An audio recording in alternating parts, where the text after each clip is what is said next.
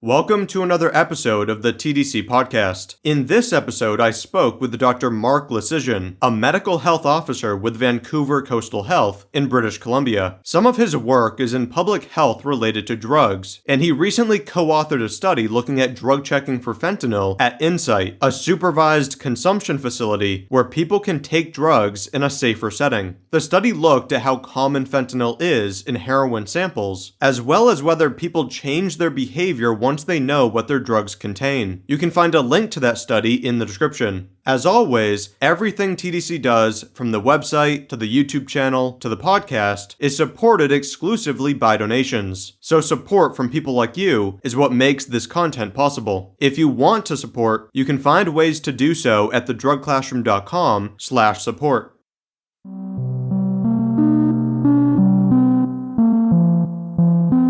I'm here with Dr. Mark Lysyshyn. Mark, thank you for coming on the podcast. Yeah, no problem. There was a paper that you came out with recently, and I was looking through some of your other work, and it seems like you're a physician and you have a focus, it appears, on public health, and especially right now, the opioid issue. To kind of work into this topic, I was wondering if you could just kind of introduce yourself and then how, as a doctor, you decided to at least partly focus on harm reduction topics and public health related to drugs and specifically opioids. Yeah, well, I'm what's called a medical health officer for Vancouver Coastal Health. So basically one of the public health officers for the Vancouver Coastal Health region. And, when I originally trained in medicine, I trained in internal medicine and worked at one of our inner city hospitals here in Vancouver, St. Paul's Hospital.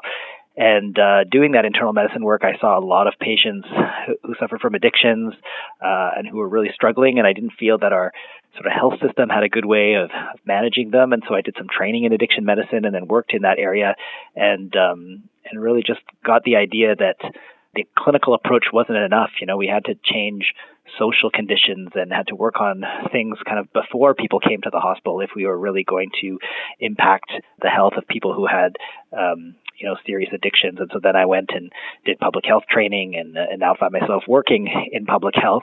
And of course, kind of in the right place at the right time, I think, because, we've declared a public health emergency here related to opioid overdoses that are caused by, contamination of the drug supply with fentanyl. And I've been able to sort of combine my knowledge of addiction medicine with the principles of public health practice and kind of develop some new solutions to the problem, maybe.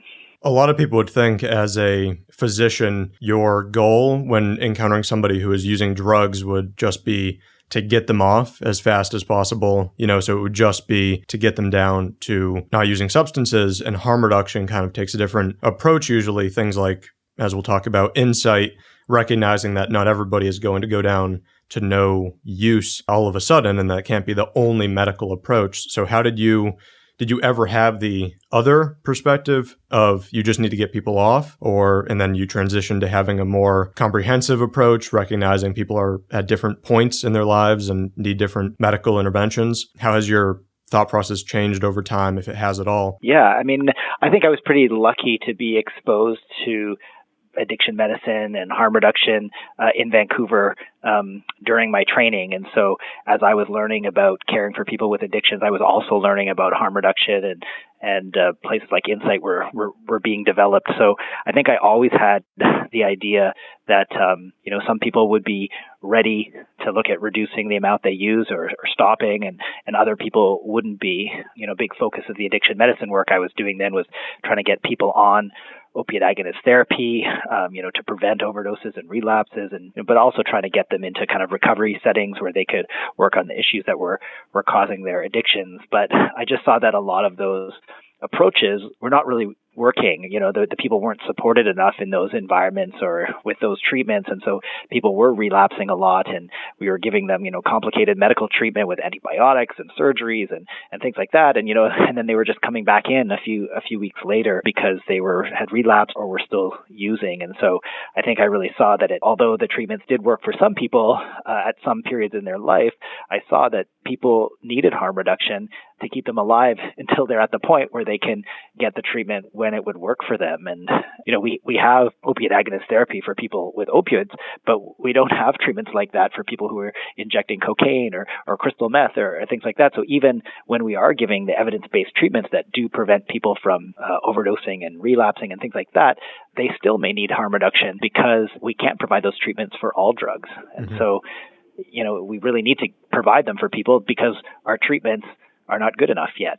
Maybe at some point in society we'll have addiction treatments that are 100% effective for everyone, but we're definitely not there yet. So in the meantime, we need to provide harm reduction. So your study looking at drug checking specifically for fentanyl occurred in Insite and in Vancouver. How has, the opioid crisis, whatever you want to call it, this spike in opioid-related overdose deaths, it's affected all of North America, but how has Vancouver specifically been affected? And then can you introduce us to what Insite is? Because as an American, we still, although we're hearing more about Insite, now that there's talk of having supervised consumption facilities, we don't have any that are operational yet, I don't believe. So Insite is kind of what a lot of people turn to as an example of that model. I think we've been pretty hard hit by the opioid overdose crisis here in British Columbia and in Vancouver. In 2016, we did declare a provincial public health emergency here because of the problem. And if we look across our province, the problem is most acute in Vancouver and particularly in the downtown east side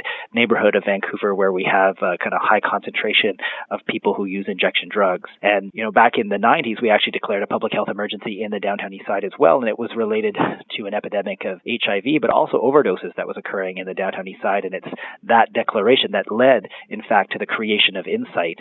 It was those public discussions about how to kind of address this problem, and that people realized that it wasn't enough to just have prevention and law enforcement and treatment, is that we needed harm reduction as well. So that's how Insite came to be. And so Insite is a supervised injection site, or that's what it was called at the time. Now it's actually called a supervised consumption site because we allow other forms of consumption of drugs there. But it's a supervised injection site where people can come and bring drugs that they've obtained and use them on site. And there are nurses and other clinical staff who can respond to overdoses if they occur, can also help them access treatment services and healthcare services and other things. And, it's been a very successful intervention. It's, been going for over 15 years now. When it was created, it was really created under a model that we needed to evaluate it really well in this North American context, basically so that there could be other sites like this in North America, because we knew they would be needed.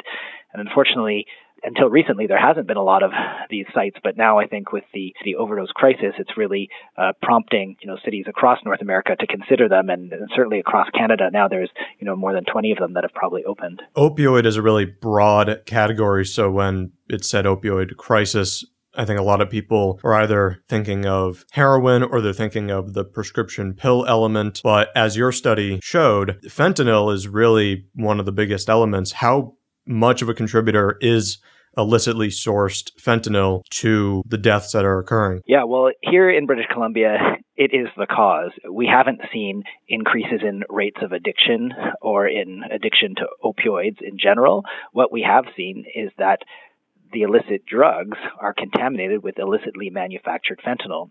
And so because of that, myself and others sort of went looking for technologies that could detect fentanyl, because we thought, well, if people know that there is fentanyl in their drugs, they might take action to protect themselves. And so that was kind of the idea of our drug checking study. I realized we had a real opportunity with Insite, because Insite possesses an exemption to our federal drug laws that allows people to possess drugs in that environment. And so we found an easy-to-use technology that we could give them, these fentanyl test strips, and taught them how to use them, and said, well, at Insite, you can test your drugs for fentanyl.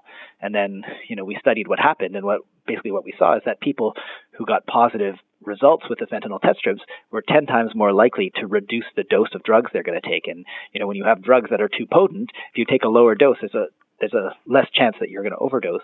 And in fact, we saw in our study that of the people that reduced their dose in this way, they were less likely to overdose.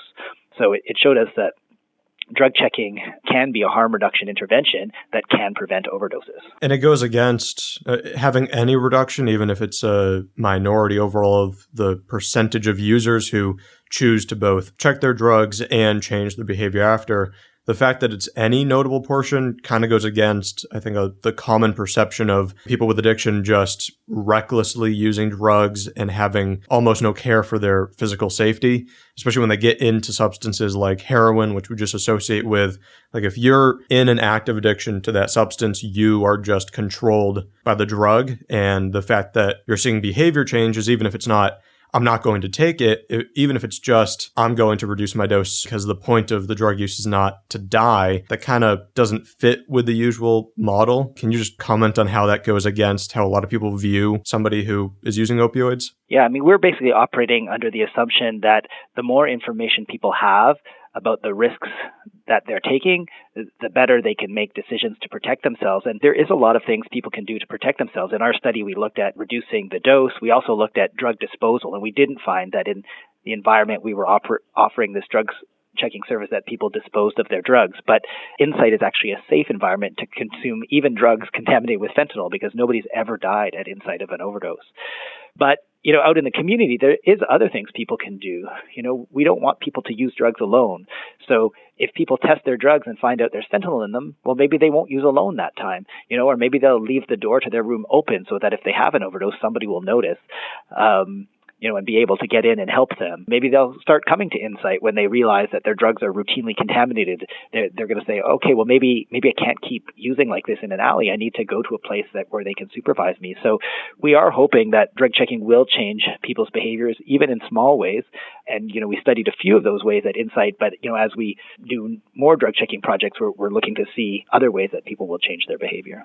Is the fact that there have been no deaths in the facility related to there really not being overdoses, or that there are a fair number of overdoses, but they're readily reversed by naloxone? Is there a pretty high rate of having to use naloxone? Yeah, no, there are definitely overdoses at the facility. It's just that, when overdoses are witnessed, people can attend to them, give naloxone, call an ambulance if necessary, but they're not difficult health problems to solve. But, when people have overdoses alone, behind closed doors, and then they're not found, well, then that's a dangerous situation. The rate at which fentanyl was found in this study was really concerning. I mean, I think it was like 80% of the samples that were tested. Yeah, I mean, I don't think that was too surprising to us at the time, because what we were finding in overdose deaths is that about 80% of them were tested positive for fentanyl.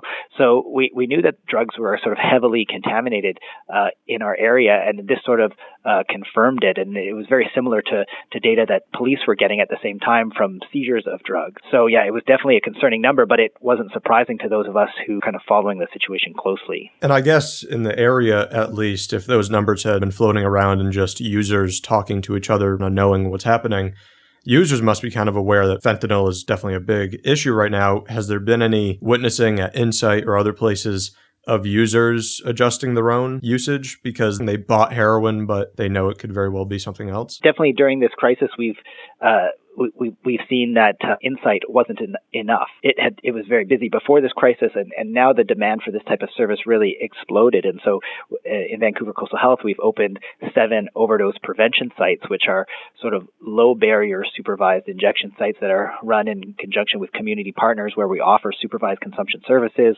And so there's 7 of them that have opened, in Vancouver since the beginning of this crisis, and some of them are in the downtown east side, only blocks away from Insite. So definitely people have seen the need in this crisis to use supervised consumption services because they know that when they use them, they're not going to die. Is it pretty easy for people to access as users naloxone? I know around here it's pretty expensive, so even if you can get access to it, a lot of users would not be walking around with it. Insite would obviously provide a way for people to use in a setting where naloxone is available, but for users themselves, what's the status of that? Yeah, well, we were pretty lucky in British Columbia in 2012, like the first year that we ever detected fentanyl in British Columbia, to have the beginning of a provincial take-home naloxone program. And so that's been running since 2012. I think last year over 60,000 kits were distributed. So, we have a big take-home naloxone program with many community sites where people can get the kits, can get training. We also have a different type of kit that's given to facilities so that staff who work at facilities that see clients who might be using drugs have access to naloxone as well. And both of these types of kits are free and are distributed across our province. So I'd say access to naloxone is pretty good here. Opioids are both pretty easy to have an overdose that's problematic on compared to some drugs, especially with the way that people use opioids. And it just so happens that there's this really easy reversal drug, which does not exist for all substances. Although it's terrible this crisis is occurring, we're kind of lucky that naloxone exists. I mean, it must make handling these situations pretty straightforward. Even a user could handle effectively an overdose that they're witnessing, and it's that simple. It's just applying another drug and you get rid of the issue. Yeah, and in fact, how easy it is to use naloxone is what led to these overdose prevention sites because, once we had trained people in how to use naloxone and given them kits, community activists said, well, we're going to supervise injections. And they set up pop-up supervised injection sites where they would just put up a tent and a desk and a chair. And they said, we're going to supervise our friends injecting. And, initially these were considered to be illegal sites, and there was a big sort of debate about them. But finally, we realized that sites like this can prevent overdoses, and they should be allowed to prevent overdoses in this way. And so that's why our Minister of Health at the time issued this order that allowed us to create overdose prevention sites, and we have more than 20 of them now in the province. They're considered illegal from the federal government's point of view, although now they're creating ways to make them legal. But we saw the need to have them, and we couldn't go through the process that we went through with Insite to create it and get the necessary approvals. We needed the sites immediately, and the community had the capacity to deliver these services, and so now they're delivering those services. And at most of these overdose prevention sites, it's not nurses that are reversing overdoses, it's trained people with lived experience, or what we call peers, who are administering naloxone, administering oxygen in some cases, and using bag valve masks to rescue their peers when they have overdoses. The presence of peers seems like it would be pretty helpful.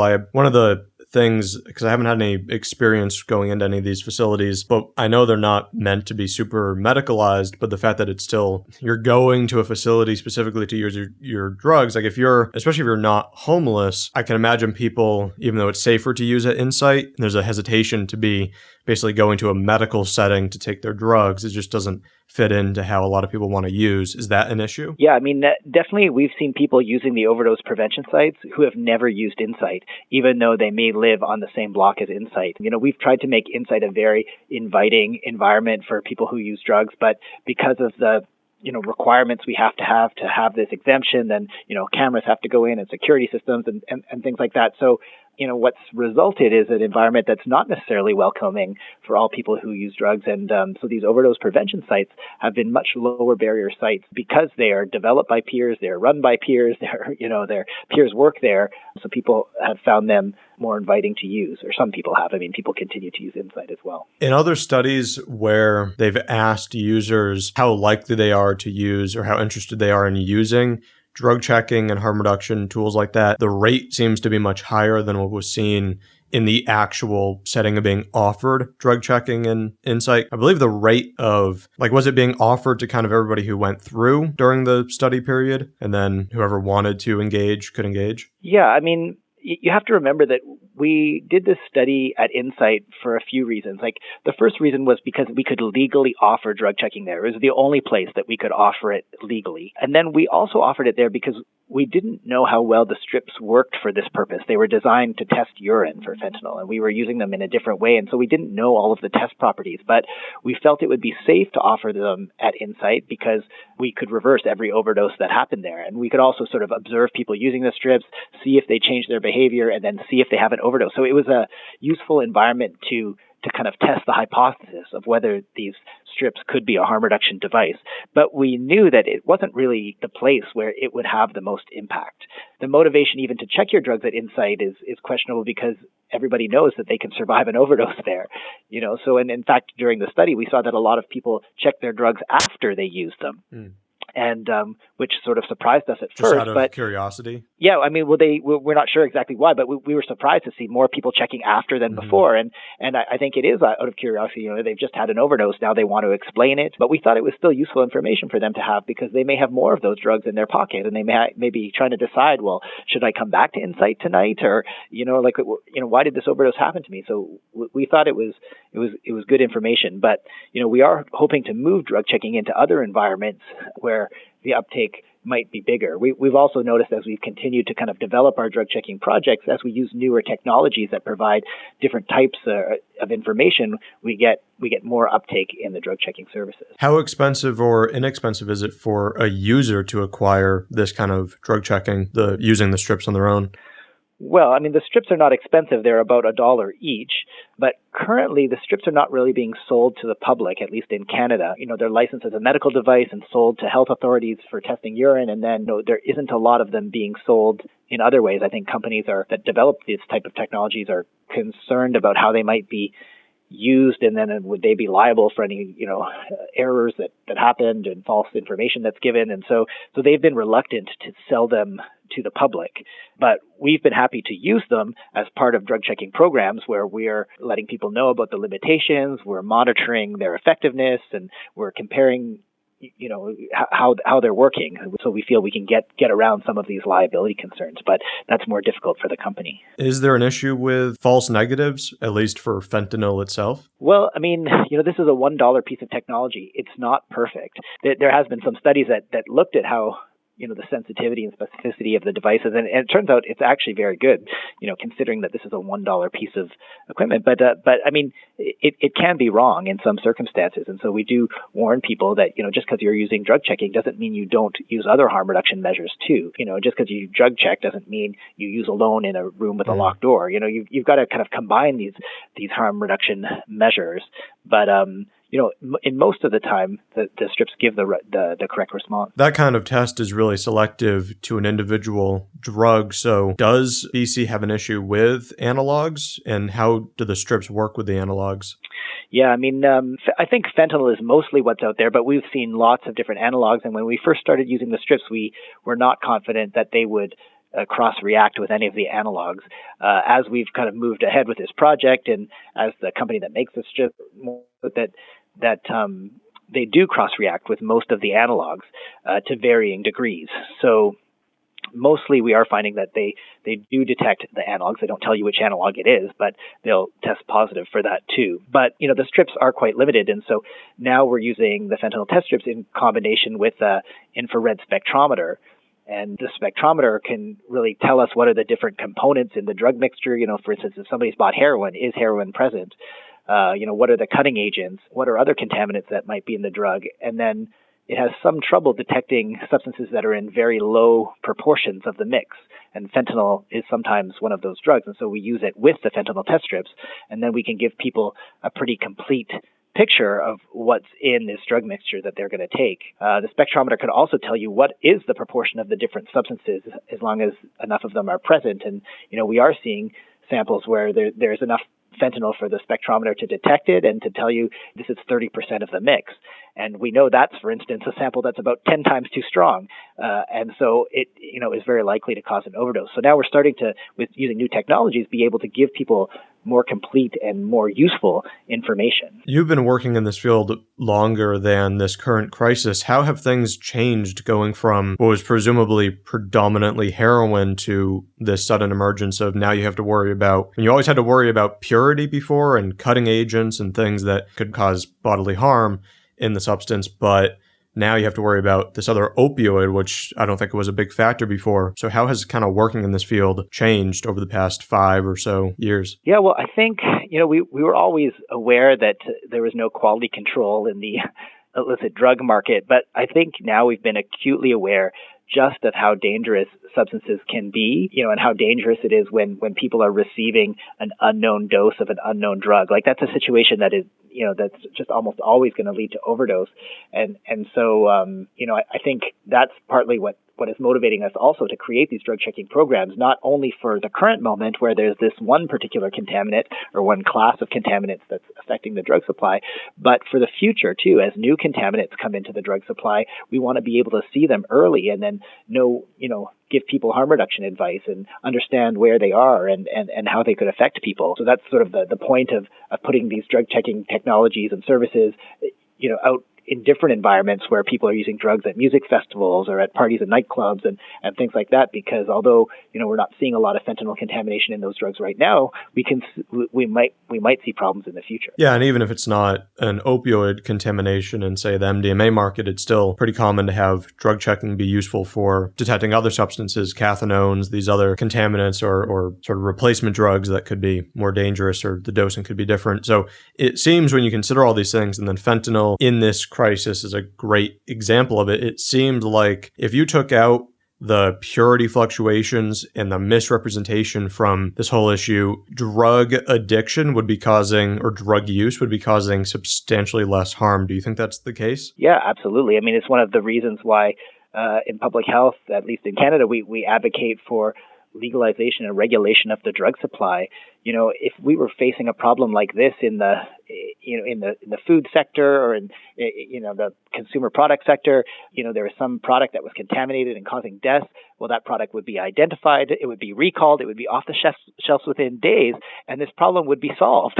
But here where we don't control the market, it's allowed to kind of wreak havoc across society, and nobody can seem to stop it. It's obvious from a medical perspective that is useful. How are politicians and the public responding to studies like this and others showing, one, that harm reduction is useful, two, that decrim or legalization of the supply would probably have a positive effect? I mean, it's sort of an obvious thing, but it also goes against how people have often viewed this topic. There's like a conflict there. This is one of, I think, the real utilities of drug checking is that it does show just how contaminated the drug supply is, how dangerous it is, and I think it does provide some of the rationale for why we need to consider a regulated supply. So even if drug checking doesn't solve the fentanyl crisis in terms of it giving everybody the right information and they stop having overdoses, I'm hoping it will provide more of the rationale for why we need to regulate the drug supply. And then we're also legalizing and regulating cannabis right now in Canada, and so I hope this will show the public and politicians that we can do this. We can take an illegal drug that's unregulated and that may have contained pesticides, synthetic cannabinoids, other things that were potentially harming people, and we can start producing it ourselves and produce it in a safe way, and then focus on harm reduction in the population. Yeah, and you mentioned opioid agonist and replacement therapies earlier. What would you say? I mean, drug checking is clearly important, but what would you say are sort of the best tools to confront this? And that might change if you were to get rid of prohibition, it would probably change what is most important because some of these issues would just disappear. But like right now, what should be the biggest focus? Yeah, well, I mean, we take this 4 pillars approach, right? Like we need to work on preventing addiction and problematic substance use. And, that's done in schools and in early childhood environments and things like that. We need to have harm reduction, supervised consumption sites, take-home naloxone programs, drug checking, but we also need to provide treatment for people who have serious addictions that are suffering, medical consequences. And I think the most important treatment we've seen here is opiate agonist therapy, and we need sort of more options for that. We have methadone, we have Suboxone. Now we're starting to use slow-release oral morphine, but there's other opioids that could also be used for substitution. We're using injectables, heroin, hydromorphone in certain clinics here in Vancouver, and we're trying to expand those options so that people can find the right option that will help them. And then, that needs to be supported by recovery services too, because sometimes not just the medication is not enough. People need to kind of look at the issues that are driving their addictions and kind of work them out. There's always some backlash I see even from users who've gotten off or have changed their substance use over time against agonist therapy, just viewing it as like a replacement addiction and it's not really getting to the root of anything. What would you respond to that? Because there's that argument even from users at times who have kind of their own position, though I don't think it's the majority of users. And then from the public, I often see that opinion where, oh, you're just trading a drug for another. But at the same time, it does appear in the context of opioids, these are basically the most effective treatments. They have they're much stickier for getting people to stay with them, and they do seem to reduce the use of other illicit opioids. So how would you respond to that opposition of you're just trading drugs, so you're not really doing much? Yeah, well, I mean, I think every person is going to be in a different situation, and every person is going to need to be on, these replacement therapies for different amounts of time. But, the real problems in addiction come from, disconnection with your family, from loss of employment, from loss of relationships, crime, things like that.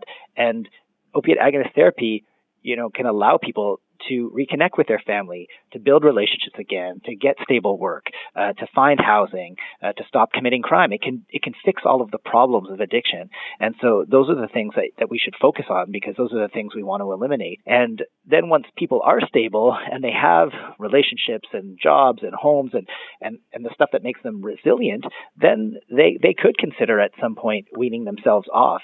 But at the moment, because of how dangerous the drug supply is and how dangerous a relapse might be, we're really advising people not to wean off right now. In the past, we might have said, maybe you just need to be on opiate agonist therapy for a few years, but now the drug supply is too dangerous for you to risk relapsing, having maybe lost some tolerance and then really being at risk of a fatal overdose. So, we think the abstinence-based therapies in the context of this, fentanyl-driven crisis are really not the solution. It's these replacement therapies that will get people through this crisis. Maybe at some point in the future, if fentanyl is not in the drug supply, then maybe the situation will be different. But right now is not the time to try to be abstinent, we believe. There's good research showing how high the overdose risk is when people have been abstinent, whether it's from prison or rehab or any setting like that where their tolerance changes. I can only imagine the interaction with the presence of fentanyl is just, you could really die from one dose of something after you've been abstinent for any amount of time, which is kind of scary and not something you would have seen nearly as often like 10 years ago, I would think. Yeah, absolutely. And it's sort of changing our entire system for caring for people who have addiction, because, it's just revealing how often people do relapse after going to detox or, going through residential treatment and things like that, or even while they're at residential treatment. And, the system is having to change, because now when somebody relapses, they don't just relapse, they might have a fatal overdose. So, the providers of these treatments are having to really kind of look at how they're providing services and make sure they're safe. What does happen with people who are going to Insite or in another setting if they, say, have an overdose and emergency medical services provide naloxone? Is there any attempt to shuttle people into some kind of treatment? Or I know like in Insite, I believe I was reading that they try not to push treatment because they want it to be as welcoming as possible. But also as if you're a physician working there, you do want to see people not using illicitly sourced drugs as much as possible. Yeah, well, I mean, the research on Insite shows that people who attend Insite are more likely to seek addiction treatment compared to drug users that don't attend Insite. So even though Insite is not designed as a addiction treatment intervention, it does encourage people to seek treatment. And I think it's because Insite helps stabilize them and helps them, get contact with healthcare and with social services and things like that, and gets them into a place where they can consider treatment. But one of the other things we've implemented recently is an overdose outreach team. And so, we know that people that are having overdoses and ending up in the emergency room are at high risk for dying because they're already having overdoses. And so we wanted to make sure that those people can be followed up and get connected either with their, opiate agonist therapy provider or with their, get into housing and things like that. And we were finding that that wasn't really happening from our overdose or from our emergency rooms. And so we've created a team of outreach workers and social workers that's very good at finding people, after they've been in the emergency room and helps them get connected to their family doctor or their, addiction treatment provider, or gets them into some housing or something like that, so that we can try to prevent that second overdose that could be fatal. Is it even possible? I know I've heard about like drug markets in, say, Philadelphia, where there's a lot of users are using supplies that are branded in some way, and people kind of know specific supplies, and therefore you could potentially implement warnings when a supply is tested and known to be contaminated. Although the contamination is so high, I'm not sure it would even be that relevant in Vancouver. But is that a thing in the drug market there, where you could potentially test drugs and then provide public service announcements saying a certain supply is contaminated? I know that is helpful in, say, MDMA, but the tablet format helps with identifying a batch as bad. I'm not sure how easily you could do that for heroin. I don't know if there's any relevance to that. Yeah, I mean, we absolutely do this. We have a series of harm reduction alert posters that we post at harm reduction supply distribution points, and we've designed these posters in collaboration with people who use drugs. So they have pictures on it, if possible. They contain harm reduction messages, not abstinence messages. They have dates by which they should be posted and removed on them. And then, a description of the substance and what it will do. We also have something called the Radar Network, which is a anonymous text-based service that people can sign up for so that they can receive alerts about contaminated drugs, but they can also provide notifications of substances. So if somebody sees their friend take a substance that looked like this and they saw an unusual overdose, they could report that in through the Radar Network. And then we would share it with other members of the network. And we get a lot of the information that's shared both through the Radar Network and the Harm Reduction Alert posters from our drug checking projects, because our drug checking technologists are able to see the substance. They can take a picture of it. They test it so they know what's in it. The person might be using it Insite, and then we can actually see if they have an overdose or describe the overdose features if they have it. And so we can share all that information sort of in real time with people who use drugs.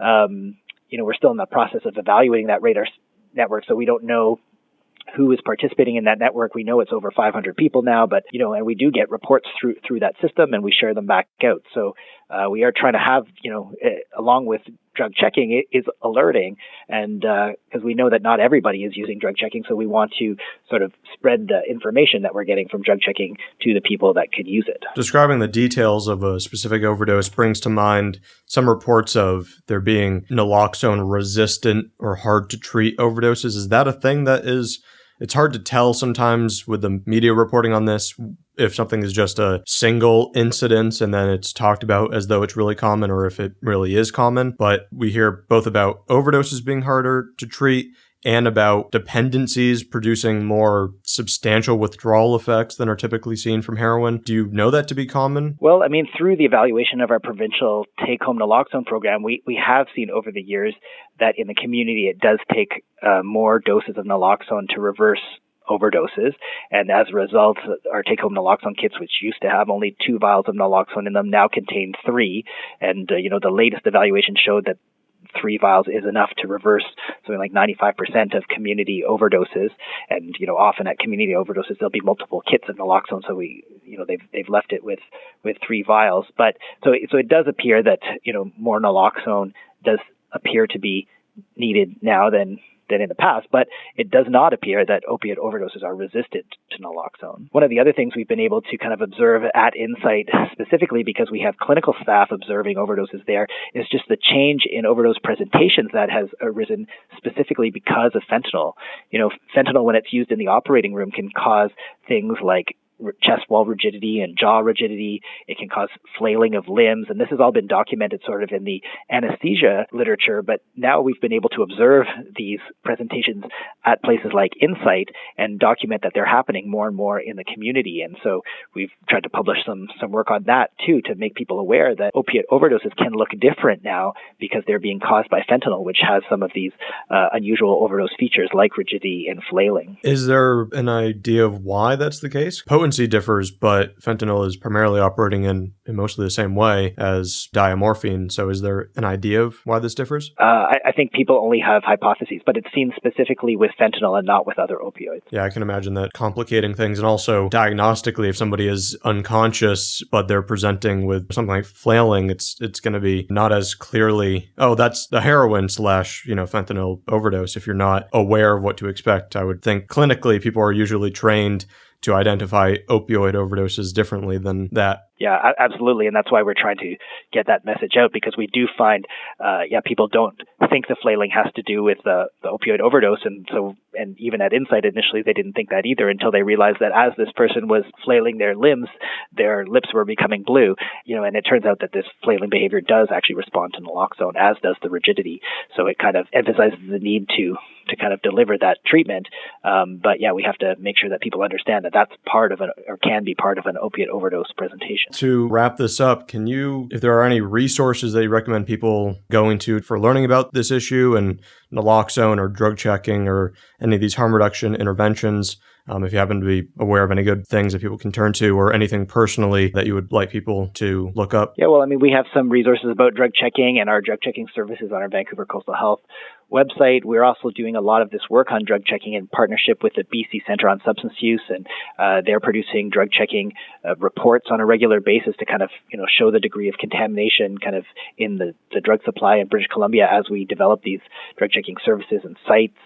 They've also done some reviews of drug checking technologies that are on their website. Yeah, so we're really trying to get other people out there to try developing drug checking services and collect data and let us see like what are the drugs like where you are, and what technologies are you finding useful, because we've picked a couple of technologies, but I'm sure there are other technologies that can also be useful, and we want to see the results people can get from them, and then as a community we'll get better at offering this service. I saw you've done a couple papers on this topic. What is your personal trajectory? Where are you kind of looking to the future of drug checking and these interventions? I'm looking for them to become just part of our general suite of harm reduction services that we offer to a variety of drug-using populations. I'd like to see us come one day to a situation where there's no longer a need to offer drug checking because the substances people are using are being produced in a regulated manner, and then we won't need to offer services like this. Great. Well, I appreciate you coming on, and the information was very interesting, and I'll